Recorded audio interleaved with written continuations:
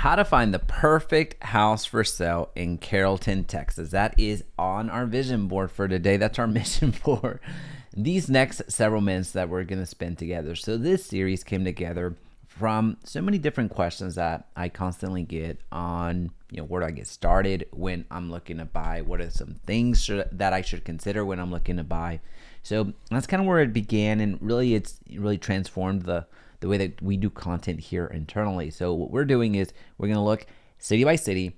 At this point, we've covered probably 40 cities at the time of this recording, and we're covering Carrollton today. So I'm going to go and share with you what to look for when you're looking to purchase a home, the areas, talk a little bit about the commute, talk a little bit about the real estate for sure. And we're going to go into different ways to finance the purchase of your home. Oftentimes when you're looking to buy a house, it can feel overwhelming. It can feel a little bit daunting.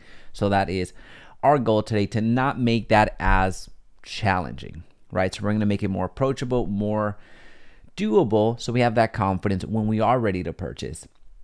Hopefully you're calling us, but when you are ready to purchase, it makes sense and something that you feel confident going into. So that's what we're going to do today. So the way that we structure our live stream is pretty simple. At the beginning, we're going to talk about the things to consider. So we're going to talk about the 3 questions you need to ask yourself if this area is right for you. And then the next part is we're going to go into a specific home on the MLS, and we're going to look at the pictures. We're going to look at the description. We're going to look at the attributes of the property to see if there's some things that you might be missing in your own home search. So I'm teaching you how to actually look at homes in a way that makes you a bit more knowledgeable, a little bit more confident in that home purchase. And then lastly, we're going to spend a few minutes really going through the numbers, sharing with you how much it's going to cost per month, sharing with you how to calculate property taxes, and going to give you 3 different ways to finance the purchase. So that's what our goal is today. So let's dive right on in. It is time to get to work. So just like most home searches, we're going to start with the online search to begin with. Now, this is Jaime Resendiz, Realty.com. This website is tied directly to the MLS, so you get real-time information that is available for you at no cost to you. So if you just go to Jaime Resendiz, Realty.com, you will find direct access to the MLS at no cost to you. So let's talk about Carrollton for a quick second, because that's what we came here for. So how to find that perfect house in Carrollton, Texas. At the present moment, Carrollton, Texas has 325 properties available for sale with an average price point of $462. That is what is available for us in Carrollton. Now that includes every type of real estate. It includes condos, townhouses, leases, farm and ranch, all that fun stuff. But we're going to focus on single family for the purpose of this home search. So we're going to hit search, and we're going to allow the MLS to work for us. So right out of the gate, let's find out where the heck Carrollton is. Now, I am a big fan of Carrollton, because that's actually where I purchased my first house. I'm not going to dox anybody here, but we're right in this area of where my house used to be, or I guess still is, but I do no longer live there. So Carrollton is one city that I absolutely love. Carrollton. It's a city that I'm very much a fan of and fond of because of that. It was my first home purchase. Now with Carrollton, there's some really cool attributes about it. The location, it's very hard to beat. Anywhere I needed to go, whether that was Fort Worth or most of my family is in Arlington. So me getting down there, it was very convenient, very easy by just hopping on 161 George Bush Highway and getting there pretty quickly. So this allowed me to get to Denton, where I worked at the time. This allowed me to get into McKinney, which I would go every once in a while. That's actually where I purchased my first car. And get to Dallas, Fort Worth pretty easily. So again, it's very hard to beat Carrollton from a location perspective. So let's talk about those 3 C's and then move on. So 3 C's that are the 3 questions that I ask our clients to really consider before purchasing is, number 1, the commute. What type of commute do you want to have, right? So for me, I worked in Denton. Now, I did live in Denton in an apartment. Then I ended up buying a house over here. So for me, it made sense being what I would categorize pretty close to Denton, which from door to door is about 21 minutes from me leaving the house into me making it to work. So it wasn't that bad for me, assuming that there was no traffic. So commute is something that you really need to factor in when you're looking at an area. So here in Carrollton, it's very hard to beat the location, regardless of where you're looking to buy or commute to, right? So commute, what does that look like for you? What do you need it to be? The second question you want to ask yourself is another C. It is, what type of community do you want? What type of environment are you trying to get into, or what type of lifestyle do you want to live, right? So it's a community. So you're looking for that small town feel. Well, Carrollton feels a little bit small townish, but it really isn't. It's a bigger city that is surrounded by even bigger cities. So that's maybe not a feel that you're going to feel very comfortable with. Now, something that I didn't value as much then, which now in hindsight, I wish I would have valued a little bit more, is the ability to go on hikes, the ability to go on trails, the ability to go outdoors, because there was just a lot of green spaces around me I just didn't take advantage of at that time. So again, going back to the community, going back to lifestyle, going back into what type of environment do you want to be around? Well, it matters a lot where you end up going. So if you value restaurants quite a bit, Carrollton does have a good amount of opportunities when it comes to restaurants. So off of Hebron Parkway, you have a lot of restaurants up here, and your neighbors too, really pretty much the restaurant capital of Texas, which is Addison. Addison is known for all the restaurants. It's known for all that fun stuff. So that's something that's right there for you, right? So again, what type of community do you want to have? The third question that you want to ask yourself is the cost. What's the budget like? Can you afford this area? Well, Carrollton right now, the average price point was 400 and something thousand. Well, here you're going to see all the homes that are available for sale right now in Carrollton, so you get a quick view if it's a city that's affordable at the present moment. So here we go. The least expensive home for sale right now in Carrollton is $269,000. That is the least of that's the least expensive one, and you see that there's the 7 homes under $300,000. Now, here's the deal. If your max budget is $300,000, you have opportunities to purchase in Carrollton. You're just not going to have as many options. So it's something just to be mindful of. While you can technically purchase in Carrollton, because if your budget is up to $300,000, you are able to purchase in Carrollton, you're not going to have as many options. So it might not have the specific attributes that you're looking for. So that's something to be mindful of. Where you're going to find more opportunities, it's going to be roughly between the $300,000 and $500,000 range. As I scroll through here, you're going to see a lot of opportunities here. So we're just now hitting the $350,000 mark.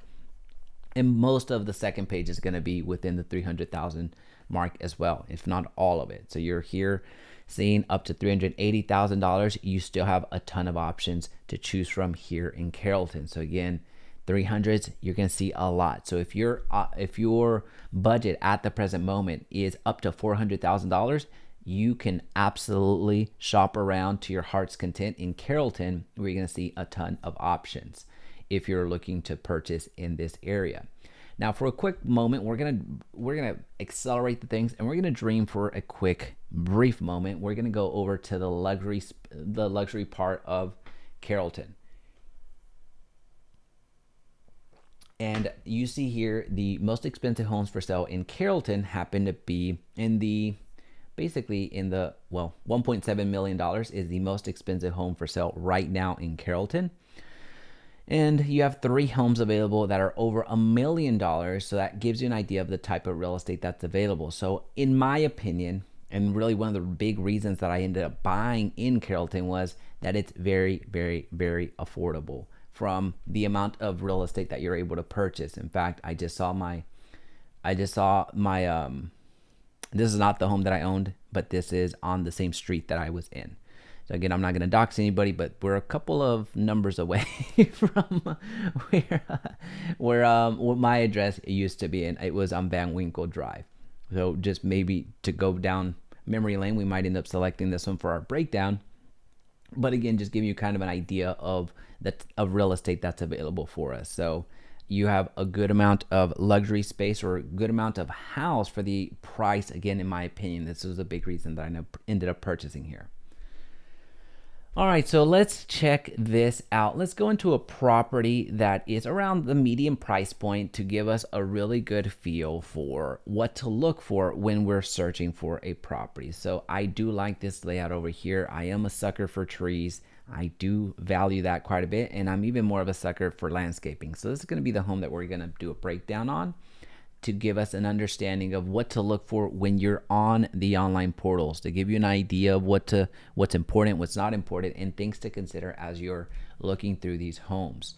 So what we're going to do is we're going to match the UX. So we're going to match the interface, which is most of you are most likely going to be on Zillow or on Realtor.com. So that's the same interface that I'm going to use. And also, truth be told, that Zillow has, for all the feedback that I get on Zillow, I still consider Zillow having some of the more high quality res solutions for their search. So this home is 3 beds, 2 bath, over 1,700 square feet. $460,000, built in 1983. So we're looking at what? 93, 2000, 40 years, a little bit over 41 years of age. So we're looking at a property that's 40 years of age.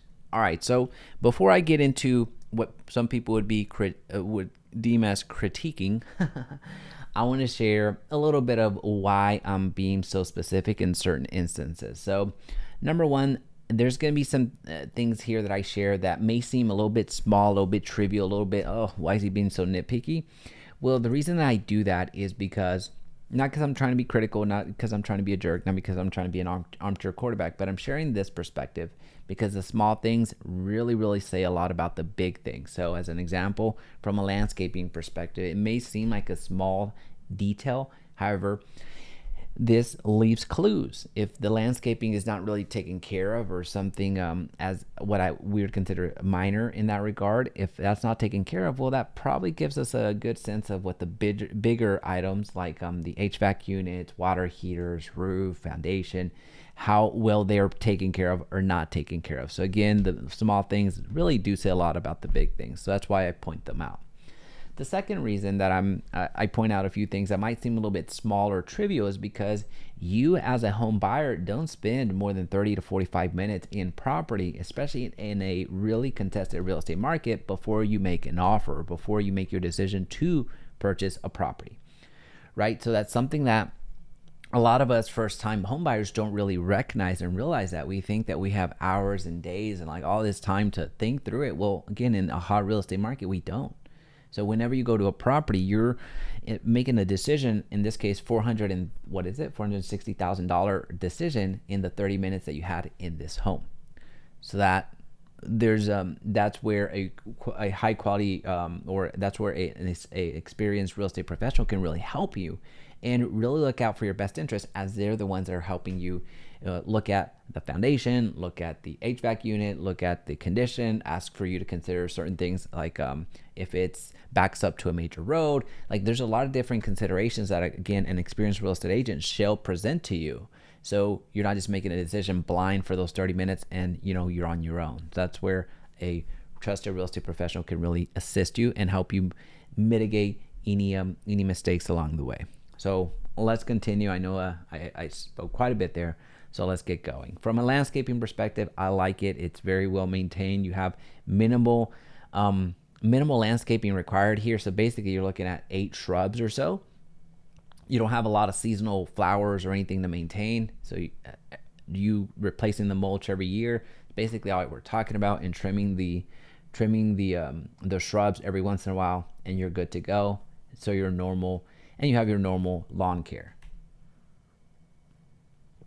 I do like the updated inside. So everything here is updated. From the ceiling to the floor to the walls, everything is updated. Now this paneling used to be brown.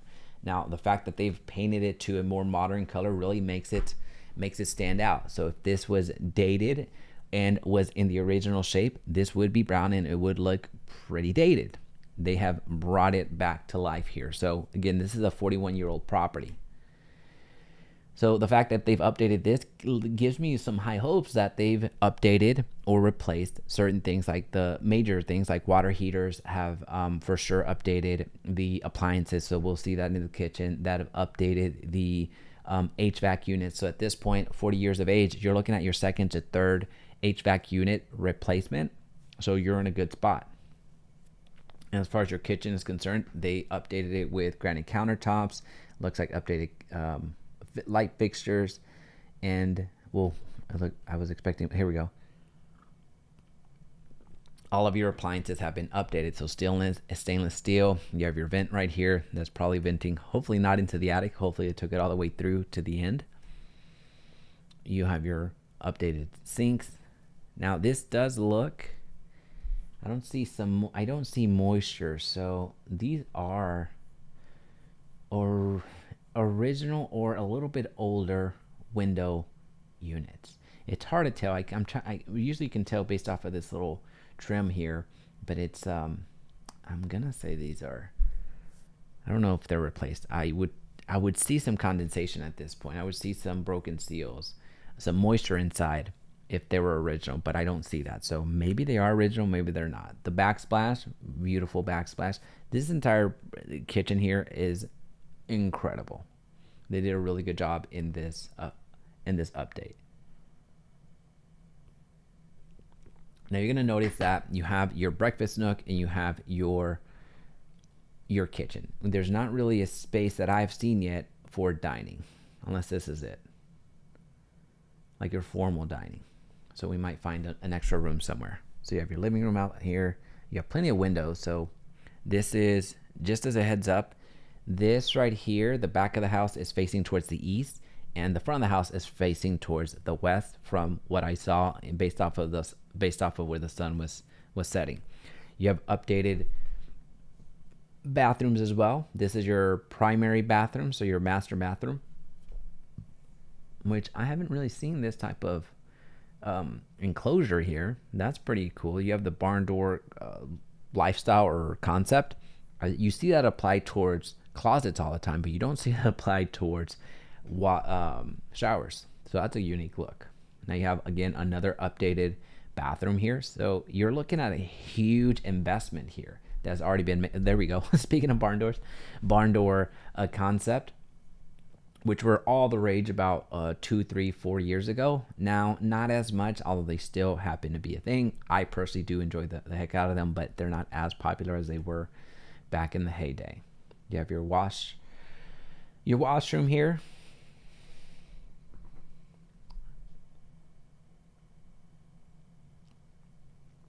You have your unit. It does look newer. It does look newer over here. So that is probably an 8-year unit. 8 to 10 year unit. It's hard to tell. Your back. Oh, I like this. I would almost cover this up and put a nice little pergola here. I'm just a fan of pergolas. But you have plenty of space back here for your rocking chair, for your fire pit, for your barbecue, whatever you want to do back here. It's pretty nice and enclosed. And the good thing here, again, based off of where the sun is coming from, you're going to have this is facing the east, so the sun is going to rise up here, so you can get the morning light here into your living room, into your kitchen, but you get the benefit of the structure itself, the house itself, blocking off some of that extreme heat, especially in the summer, so you can come back here and cook and enjoy the backyard relatively comfortably. It looks like a large lot here. Oh, you're looking at probably 1/5 of an acre. If not 1/4 of an acre, let's see. Yeah, 1/5 of an acre. All right, so that's a little bit of detailing, a little bit of a commentary on the property itself. But let's see what the description is telling us and then the attributes of the property before we actually go into the numbers and break those down. All right, so it's been remodeled, just finished remodeling. Awesome. Updated property in beautiful Ridgeview Place neighborhood. This house offers jacuzzi, jetted tub to relax in the master bathroom. I didn't see that, so I should have called that out. Great location and awesome house. Updates included fresh paint inside and out, new flooring throughout, new garage mortar, gutters, updated kitchen with granite that offer plenty of counter space, updated bathrooms, roof and gutters replaced 2024. They did the works on this. Laminate wood floor, granite tile, countertops with tumbled Taventir backsplash. I don't even know what Taventir is, to be honest. New stainless steel appliances, new light fixtures and hardware, and more. Bring all offers. Master bedroom offers a lot of natural light and offer jacuzzi in the master bathroom. Walk-in closets with lots of counter space and private toilet area. The property is conveniently located near shopping, restaurants, schools, and with easy access to major highways nearby. Basically, any town in Carrollton, any house in Carrollton is going to have easy access to major highways nearby. That's a huge plus of Carrollton overall. So I like that description. Carrollton, all right, so we are in Denton County. Awesome. Let's see here. Year built 1983. So here again, the major things do present themselves. How recent was the HVAC replaced? The appliances replaced? Was there remodeling done in the bathrooms and or kitchens? Typically, if you see a remodel in bathrooms, you typically see that in the master one or in the primary one. The secondary bathrooms sometimes get a little bit forgotten, especially if there's 2 stories. They'll use the updates of the bathrooms typically are in the first house, the first floor, not the second. All right, so taxes, we'll talk about taxes here shortly, so we're not going to look at that at the moment, but just know that these property taxes are not going to be the ones that you're paying. They're going to be different. 3 beds, 2 bath, 1746 square feet on a 1/5 of an acre. All right, so we're going to scroll down here, and I'm going to look for information that's going to help us fill out this tool, this calculator that we're going to use. So we're in Carrollton Farmers Branch ISD. That's important for us to know. I don't believe there's going to be an HOA here, so HOA is none. Awesome, that's all I needed. All right, so for the rest of the information, that's pretty self-explanatory, so we're not going to spend a ton of time in there. I believe this is a gas community as well, if I remember the range like I do. If not, I could be wrong. Okay, it is electric, so good thing we checked. All right, so let's look at the loan types. Let's look at how we're going to finance this purchase. So for that, we're going to use our Loan Clarity Advisor. This is linked down below. You have access to this. So all you have to do is go down to the description and click the link. It's going to give you access to this Loan Clarity Advisor tool, which is essentially a calculator that's going to help you compare multiple loans at once, which is what we're going to do today. Now, if you don't find this advisor tool down below, then just go to winthehouseyoulove.com and then go to that link right there, that winthehouseyoulove.com, and it'll take you to this particular tool. All right, so what we're going to do is we're going to use exact amounts because we know where to go to get these numbers. So we do not need to use the estimates, which you're more than free to use, just like the state, in this particular Texas, so you can get the numbers to start to work from. But for our purposes today, we're going to use the exact amounts because we want to calculate those manually so you get the most from this time together. All right, so monthly HOA, there is $0 in the HOA because there is no HOA, so we're in a good spot. Let's talk about homeowners insurance. Homeowners insurance, we basically do an estimate, and we estimate 0.75% times the value of the home. That's how we get the yearly premium for homeowners insurance. So again, we're doing 0.75%, so less than 1%, times the value of the home. So if we're going to do this on a calculator, which we are, we're going to use 0.0075, because that's 0.75% when we extrapolate it to the decimals, and we're going to multiply that times the value of the home. Now it's going to give us a very reasonable or fairly accurate, maybe it's not reasonable for some people to think that you have to pay that much in home insurance, but it's going to give us a fair representation of what your home insurance premium is going to be. So for the year, your premium is going to be $33.75. We're going to divide that by 12 to get per month, and that's $281. We're going to say that our home insurance on a conservative number is going to be $281 per month. $281 is what we're paying towards home insurance. Now, property taxes. Property taxes are super important for us to get right. One of the things that I mentioned earlier here was, hey, don't get married to this number. The reason being is because that is what the present homeowners are paying in property taxes. That's not what you're paying in property taxes. You're going to be paying something different. So here we're going to use the property taxes for, we're going to go and find the property tax rate for Carrollton right now, and we're going to multiply that times the market value to give us a conservative number for property taxes. So in other words, I'm going to overestimate the amount in property taxes to give you a conservative number so you're not surprised in the end. In other words, the actual number, the true property tax number, is going to be less than what we calculate together, but that's by design, just so you know. So with that being said, what we need to do is we need to find Carrollton, Texas property tax rate. and we're going to go to the city of Carrollton. And you see a lot of numbers here. You see a lot of numbers. So we're gonna explore this together. So don't freak out on me yet. All right. So while this does look like, oh my gosh, there's a lot of numbers here, I recognize that that's the case, but we're gonna make it through. Just trust me. So there's three things to know about property taxes. Number one, when you buy a house, you're paying property taxes. This might be new to you if you've rented your entire life or leased here recently. When you buy property, you are paying property taxes. That's a given. That's something to know. The second thing to know, in the Dallas-Fort Worth Metroplex, the range in property tax rates is about 1.8% to about 3%.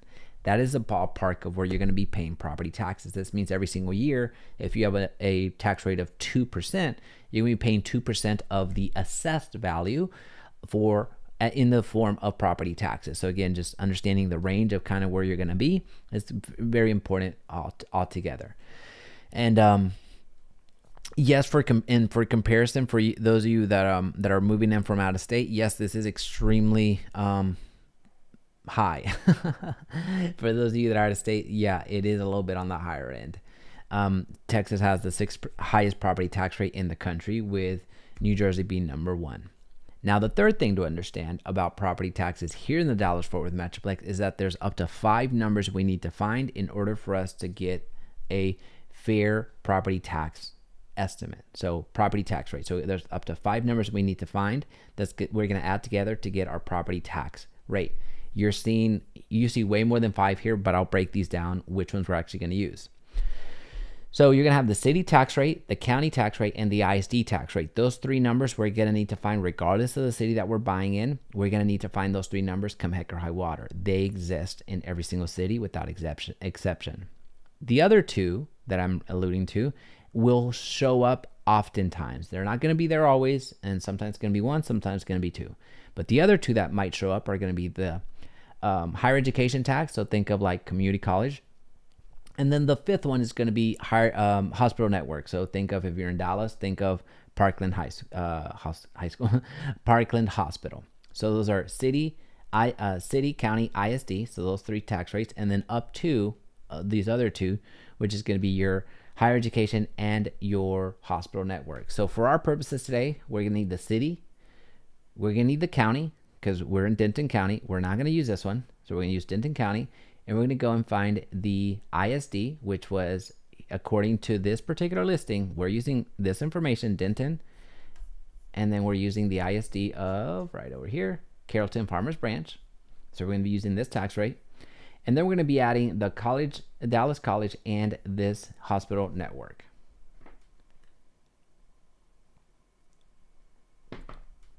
Now, Valwood is actually a street in Carrollton. So I'm going to assume that this has to do something with something going on in Valwood. So we're not going to touch it. All right. So what we're going to do is we're going to add this. We're going to add this one. We're going to add this one. We're going to add this one. And we're going to add these 2 right now to get the property tax rate. So we're going to go with 0.5537.5 plus 0.189485 plus 1.1429 plus 0.110028 plus 0.255. So our property tax rate in the city of Carrollton for this particular city, so this particular home that we're trying to purchase, is 2.25%. That is our property tax rate. So what we're going to do is we're going to multiply this 0.00. Oh my, it's not 2. So it's 0.0225.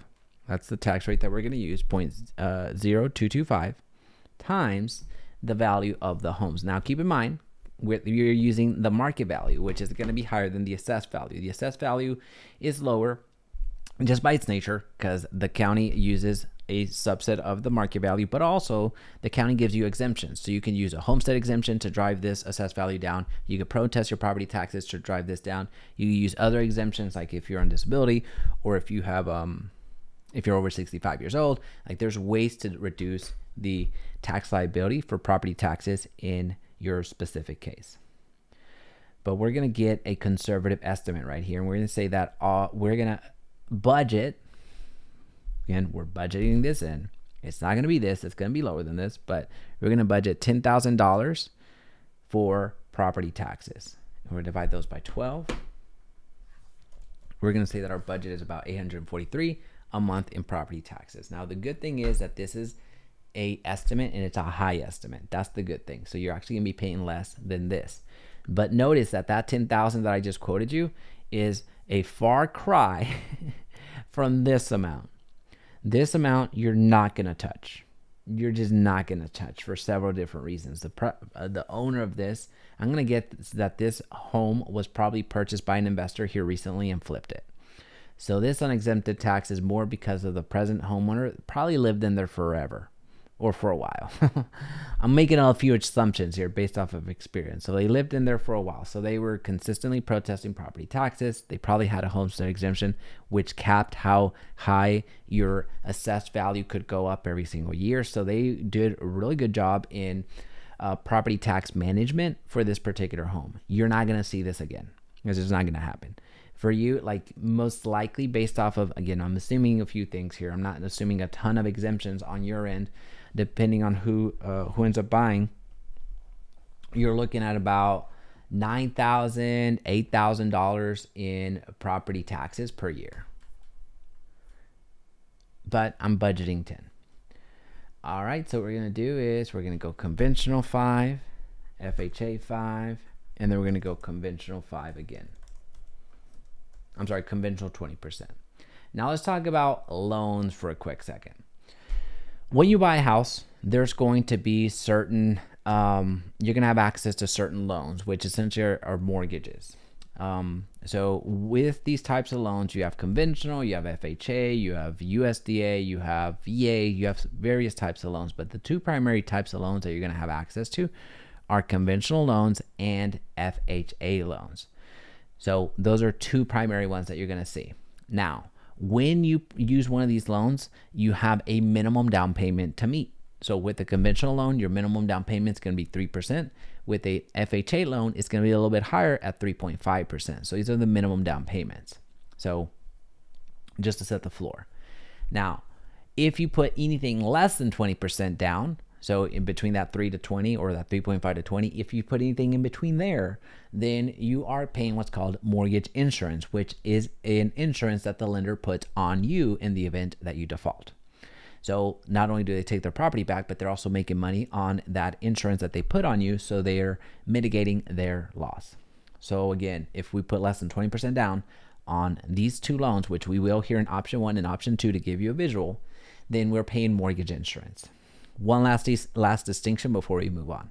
On a conventional loan, that mortgage insurance eventually goes away. So after about 10 years, as you make payments, that mortgage insurance is going to go away because of the amount that we're going to put here, which is 5% down. Now, that is not factoring in appreciation, so the value of your home going up.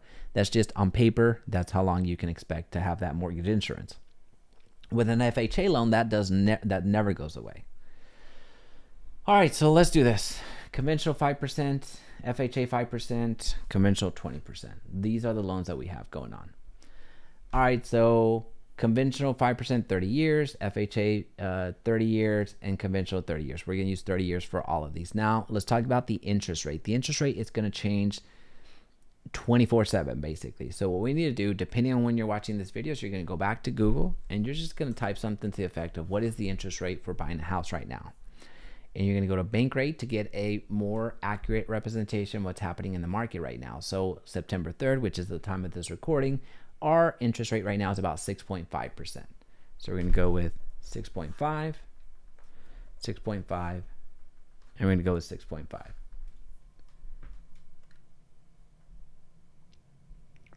All right. Now, that is the interest rate. So we're assuming a fixed interest rate right now. We're not doing adjustable rate mortgages or anything like that. We're just going with fixed for the sake of this example, and we're going to apply it across the board. If you get more favorable, never rephrase that, you will get more favorable or less favorable rates, just depending on your credit, depending on how much you put down, all that other fun stuff, and also depending on the loan product, you will get different interest rates. So I'm just going to play it safe and just give you a straight interest rate throughout. But know that depending on the loan that you get, it is going to vary. So 6.5 might be a little bit less, 6.5 might be a little bit more. It just depends, right?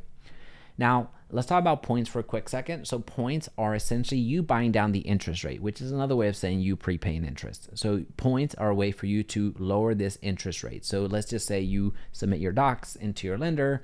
The lender looks at your profile and they say, hey, your interest rate is going to be 6.5%. Well, you have the ability to purchase down that interest rate. So for 1% of the value of the loan, so let's just say you borrowed $400,000. So for 1% of that, $4,000, you get to lower this interest rate. You get to buy it down. Now, for 1 point that you buy down, you're not buying down an entire interest rate. So you're not buying an entire interest rate point is a better way of saying that. So this is not going to go down to 5.5. What this is going to go down to roughly is going to be about 6.25. I budget about a fourth of a point here. So 6.25. That is me buying down points. So again, you have the option to buy down points, which essentially is lowering your interest rate. Lender fees. Let's talk about lender fees for a quick second. Your lender fees are going to vary across the board as well. So what I encourage you to do is I encourage you to shop around, let's just say Allied First Bank, Wells Fargo, Rocket Mortgage, and get their quotes to give you a apples to apples comparison, and then you input the amount of fees that they're charging you here. So then you're able to compare each one of these loans and are going to see which one actually cost you less over the long run. So we're not going to mess with these right now because there's just too many variables that we're not going to really be able to overcome. Monthly mortgage insurance. These two loans are going to carry monthly mortgage insurance because we didn't put 20% down. This one right here is not going to carry that. All right, so let's talk about extra payments. So you have the ability of factoring in any extra payments that you're going to do into this loan. So you can do monthly payments, or you can do lump sum payments, and you're going to be able to factor those in to see how much faster you get to pay off your loan and how much more you're going to save through the life of that extra payment.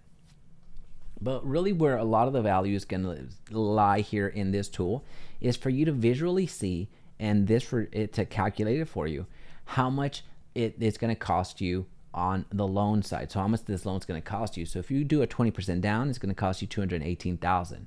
If you do an FHA 5%, it's going to cost you this amount in interest, but it's also going to cost you this amount in fees and this amount in fees. So we already talked about the monthly mortgage insurance is something that you're paying, but something we didn't talk about was that finance mortgaging fee, which is essentially is 1.725% of the value of the loan. So here, this is where you're seeing an additional fee.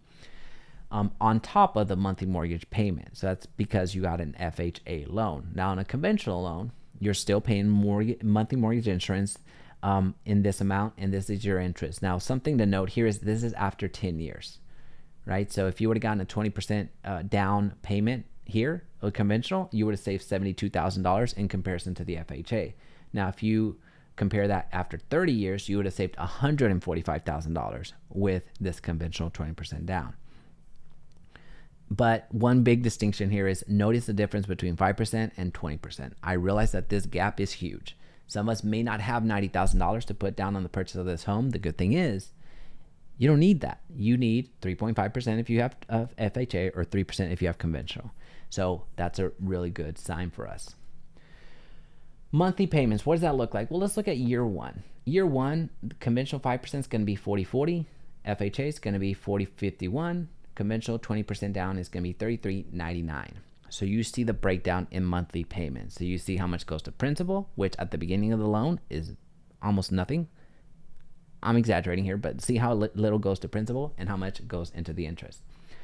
Property taxes, HOA, mortgage insurance, and homeowner's insurance and mortgage insurance. So here again, since we're talking about year one, you still have conventional. You still have the mortgage insurance for the conventional loan. For an FHA loan, you have still mortgage insurance, and that never goes away. Now, you can also adjust it like this to say, what's my payment going to be that in 17 years? Well, you see that the mortgage insurance has gone away, and here on the FHA, you see that it hasn't. So you can play around with that just to see kind of where you're at. Speaking of seeing where you're at with an equity part, with the equity of your home, at any point in time, you get to see how much equity you have in your home. Right, so you can scroll down to 14 years, 25 years, just to see how much of the home you actually own. So let's just say year 23. Well, if we're on year 23, you, on your conventional 5% down, you own 60% of the home. FHA, you own 59% of your home. Conventional, you own 66% of your home. You're able to calculate that through the years. So that's pretty powerful. Now, the only thing that I'm going to label here or point out here on the loan details is the fact that the mortgage insurance falls off in about 10 years and 4 months if you go to conventional 5% down with not assuming any type of appreciation. So here on paper, you're going to get rid of this in 10 years and 4 months, that mortgage insurance, that is. But on paper, here again, it's this is just on paper. It's not going to be based off of, what do you call it? Appreciation.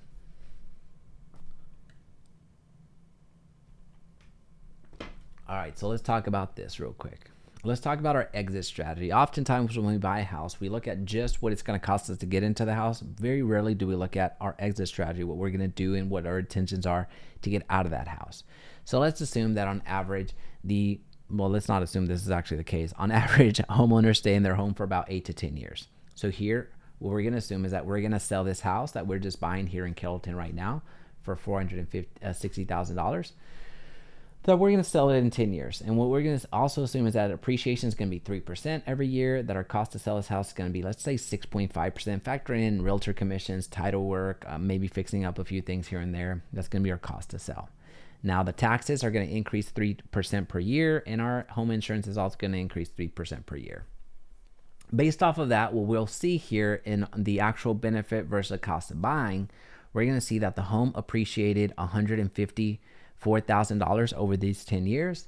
Our cost to sell is going to be about $39,000. Our loan cost, so how much we actually paid into the loans that we got, is going to vary depending on the type of loan that you got. So here you see that with the conventional, it was $283, FHA, it was $291, and then back to the 20% conventional, $218. That's how much it cost us to in terms of interest.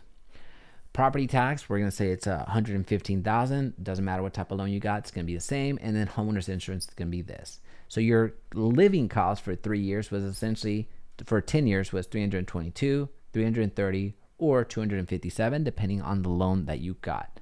Now, for comparison, a rental payment would have been $26.25 per month with an annual increase of 3% per year. So if you're looking at your living costs for those 10 years, you're looking at, if you had rented, it would have cost you about $361,000. Now, if you had been a homeowner, these were the variances in how much it would have cost you to live in this home in Carrollton. With that being said, thank you so much for hanging out with us today. We go live pretty much every day. So if you have any questions, comments, concerns, let us know in the comment section down below. We'll make sure to address it in our next live stream. If you're looking to buy or sell in the Carrollton area, please feel free to reach out to us. I know every street in Carrollton because I've driven it, I've run through it, I've biked through it. Carrollton is my spot. So if you have any questions, comments, concerns, let us know in the comment section down below. Outside of that, see you on the next one. Thanks so much.